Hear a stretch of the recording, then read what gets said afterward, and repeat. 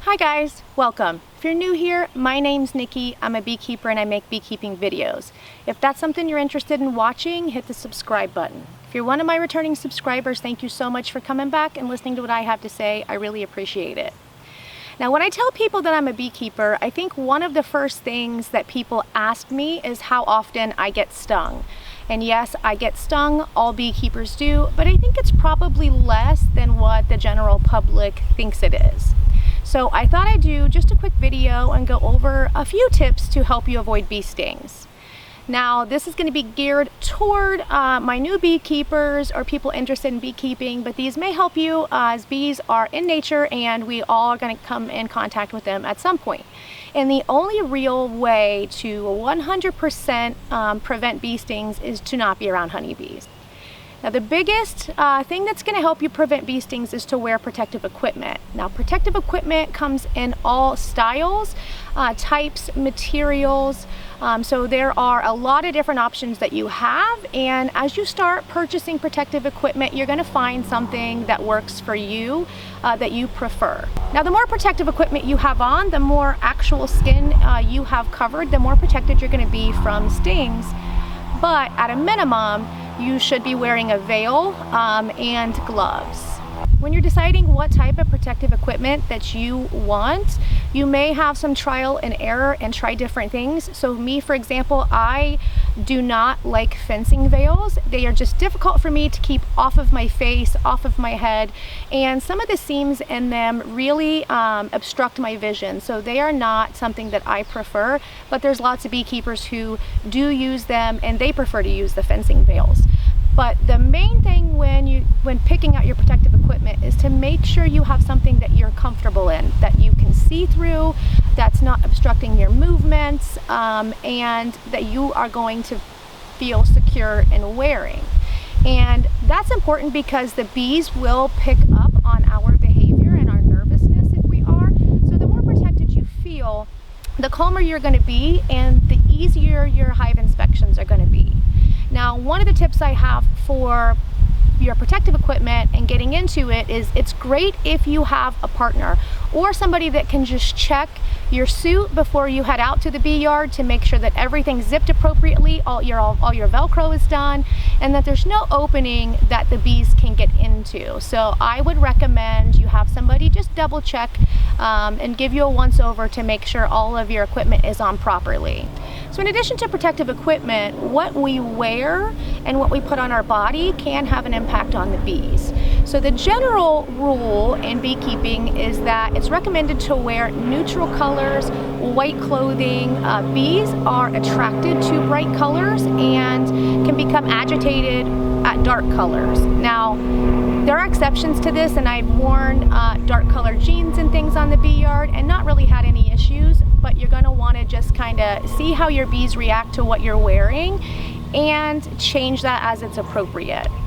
Also, don't go out onto your bee yard with a lot of heavy perfume, deodorant, lotions, body sprays, that type of stuff.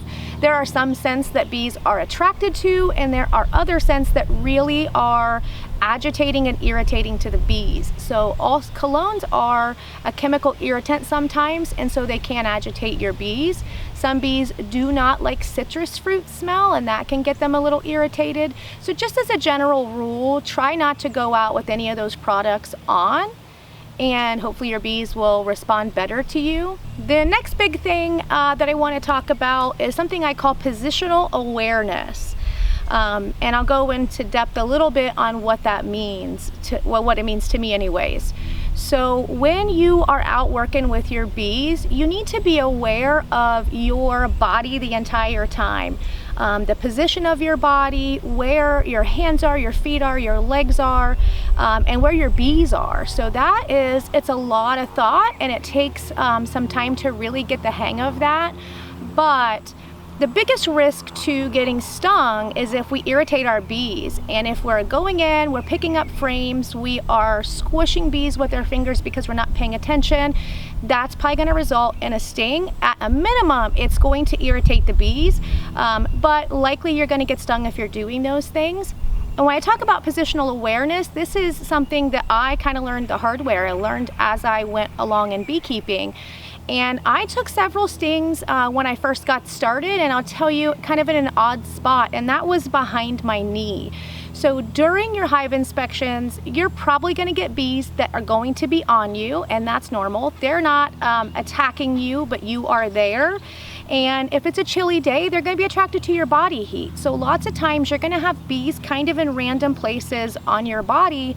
And I took stings to the back of the knees because I didn't know bees were back on there or on that part of my leg. And instead of bending over, I would crouch down. And several times I got stung in that area because I squished some bees in the back of my knee. So that is just kind of a lesson that I learned the hard way. So now I pay close attention to my body and how I'm moving it and where the bees are at each time. And learning that positional awareness is one of the things I actually really love about beekeeping. It takes a lot of thought. It takes a lot of energy to constantly be focused on where you are, where your hands are, your feet, where the bees are, what the bees are doing, monitoring their behavior while you're moving throughout the hive. And honestly, it's one of the things I love about it, because when you are doing that, it kind of becomes an escape or in a way for you to tune out everything else. That relaxing aspect of beekeeping, I really love. So as you get better at doing that, it's going to help you, and it's going to maybe be really beneficial to you as a way to relax and really connect with your bees. Another tip that I have for you that just for some reason does not get followed at my home, regardless of how long I stress it or how many times or how many stings my family, my children get, and that is don't stand directly in front of the beehive. And that does not only mean when you're doing inspections, but just in general, do not stand directly in front of that hive, and there's a reason for that. If you notice, if you watch beekeepers here on YouTube and they're doing hive inspections, we stand off to the side of the hive when we do those inspections, or kind of at a diagonal. And that is because there's a lot of traffic in and out of that beehive all day long. Bees are very good at mapping out geography and having specific flight paths back into the hive. And if you're standing in front of it, you're going to be in their way, essentially. And I get either my children or family that come over that want to go out and look at the hives, or want to watch me do an inspection, and even from a distance, they will stand directly in front of that hive and they will get stung. And sometimes it's just because you happen to be in the path of that bee at that time and they fly into you and sting you. And other times it's because they've recognized that you are in the way of their hive and they need to get you out of their flight path. So they may intentionally sting you to get you out of that path. So again, you don't have to be incredibly close to the hive to take these stings, but that's an important one that, again, my family just does not follow. I'm hoping that one day I will wear them down and they will stop doing that. But the majority of stings that are taken at my home or on the bee yard is because of where people are standing in relation to the hive. I think probably one of the biggest things or most important things that you are going to learn as you grow as a beekeeper and as you get more experienced to help you avoid bee stings is to understand bee behavior. And that's not something that you are going to know how to do right away. And I can do kind of more extensive videos on that if you guys would like me to. But you need to be able to understand cues from your bees to when they're getting upset. You may start a hive inspection and the bees are calm at the beginning, and as you get through, they become agitated. And a lot of times that happens when you get down into their brood chamber. So if you're going through honey supers or you're going through a top brood box, the bees may be calm, but when you really get down into the brood nest, sometimes that will aggravate your bees, and you need to be able to kind of speed up your pace a little bit to get through it and not irritate them any more than you need to during that inspection. But again, that takes a lot of experience, and I'll do more videos on that if you guys would like me to. Lastly, I think we can talk about weather, and that is bees are tremendously affected by the weather. So getting into your hives during ideal temperature and conditions is going to help you prevent stings most of the time. Now, you are not always going to be able to do this because you're going to have times when you have to go in, you have to do an intervention, you have to add something or check on something, and it's not ideal temperatures. So when that happens, go through the other tips to help you avoid stings. But ideally, you want to get into your hive when most of your foragers are out for the day. That is like late morning until late afternoon. Absolutely never get into your beehive at nighttime. Cold days, rainy days are going to irritate the bees a little bit more. Windy days, ideally the bees don't really want you to get into their hive when it's less than 70. And here, like where I live in Ohio, at the beginning of spring, that's very difficult to wait until we get to 70-degree temps. So we do get in our hives when it's 60 degrees, but the bees are a little more testy when you are doing those inspections at 60 degrees, and that's because every time you open that box, you're dropping the temperature inside the hive, and they work really, really hard to keep that temp up to protect their brood. So they're going to try to get you out of there as quickly as possible so that they are protecting the brood that's in the hive.